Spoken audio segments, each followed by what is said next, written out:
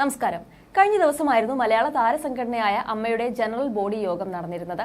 മാധ്യമപ്രവർത്തകർക്ക് 10 minute നേരം മാത്രമാണ് യോഗം നടക്കുന്ന ഹാളിൽ പ്രവേശിക്കാനും ചിത്രങ്ങളും വീഡിയോകളും പകർത്തുവാനും അനുവാദമുണ്ടായിരുന്നത്. എന്നാൽ ഇതിനിടെയും മാധ്യമപ്രവർത്തകരും ബൗൺസർമാരും തമ്മിൽ സംഘർഷമുണ്ടായിരുന്നു. പിന്നാലെ മാധ്യമപ്രവർത്തകർ അമ്മയ്ക്കെതിരെ രംഗത്തെത്തിയിരുന്നു. രാവിലെ 10 മണി മുതൽ 10 മിനിറ്റ് നേരത്തേക്ക് യോഗം നടക്കുന്ന ഹാളിനുള്ളിൽ പ്രവേശിച്ച ചിത്രങ്ങളും ദൃശ്യങ്ങളും പകർത്താൻ അനുവദിക്കുമെന്ന് മുൻകൂർ അറിയിപ്പ് ലഭിച്ചിരുന്നു. ഇതനുസരിച്ചെത്തിയ മാധ്യമപ്രവർത്തകരെ ഹാളിന് പുറത്തുവെച്ച് തന്നെ ബൗൺസർമാരെ ഉപയോഗിച്ച് തടഞ്ഞു വയ്ക്കുകയും 2 മണിക്കൂറോളം പെരുമഴയത്ത് കാത്തു നിർത്തുകയും ചെയ്തു. ഒടുവിൽ അവാർഡ് ജേതാക്കളെ ആദരിക്കുന്ന ചടങ്ങ് മാത്രം പകർത്താൻ അനുമതി നൽകി. കേന്ദ്രമന്ത്രി സുരേഷ് ഗോപിക്ക് നൽകിയ സ്വീകരണത്തിലേക്കും മാധ്യമങ്ങളെ പ്രവേശിപ്പിച്ചില്ല. എന്നാൽ മാധ്യമപ്രവർത്തകരെ പുറത്താക്കി നടന്ന അമ്മ ജനറൽ ബോഡി യോഗത്തിന്റെ ദൃശ്യങ്ങൾ യൂട്യൂബ് ചാനലിലൂടെ സംപ്രേഷണം ചെയ്യപ്പെട്ടത് സംഘടനയ്ക്കുള്ളിൽ തന്നെ വിവാദങ്ങൾക്ക് തിരികൊളുത്തിയിട്ടുണ്ടെന്നാണ് വിവരം. രഹസ്യ സ്വഭാവമുള്ള പൊതുചർച്ചയും തെരഞ്ഞെടുപ്പ് നടപടിക്രമങ്ങളും ഉൾപ്പെടെയാണ് ലോകം മുഴുവനും എത്തിയത്. എക്സിക്യൂട്ടീവ് കമ്മിറ്റി അംഗങ്ങളെ തെരഞ്ഞെടുക്കുന്നതിനെ ചൊല്ലിയുള്ള ബഹളവും പ്രതിഷേധവും തത്സമയം പ്രേക്ഷകർ കണ്ടത് സംഘടനയ്ക്ക് നാണക്കേടുണ്ടാക്കി എന്നുമാണ് പുതിയ നേതൃത്വത്തിന്റെ വിലയിരുത്തൽ.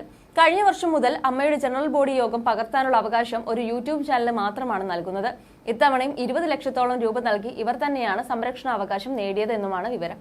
ഇൻകം ടാക്സ് നൂലാമാലകൾ ഒഴിവാക്കാൻ ചാരിറ്റബിൾ ട്രസ്റ്റ് സംഘടന രജിസ്റ്റർ ചെയ്തതിന്റെ വിവരങ്ങളും സ്ഥലം വാങ്ങലിനെ ചൊല്ലിയുണ്ടായ തർക്കങ്ങളും വരെ ലൈവായി പ്രേക്ഷകർ കണ്ടുകൊണ്ടിരിക്കുകയാണ്. മാത്രമല്ല, വരും വർഷം ജനറൽ ബോഡി യോഗത്തിൽ അപ്പം കടി പോലുള്ള മത്സരങ്ങൾ സംഘടിപ്പിച്ച് ചാനലുകളിലൂടെ സംപ്രേഷണം ചെയ്യണമെന്നും തെരഞ്ഞെടുപ്പ് ഫലപ്രഖ്യാപനത്തിനിടെയുണ്ടായ വാക്കേറ്റവും പ്രതിഷേധവും എല്ലാം കൂടെയുണ്ടായപ്പോൾ താരങ്ങൾക്കെതിരെ അധിക്ഷേപവും വിമർശനവുമായി നിരവധി പേരാണ് രംഗത്തെത്തിയതെന്നാണ് റിപ്പോർട്ടുകൾ.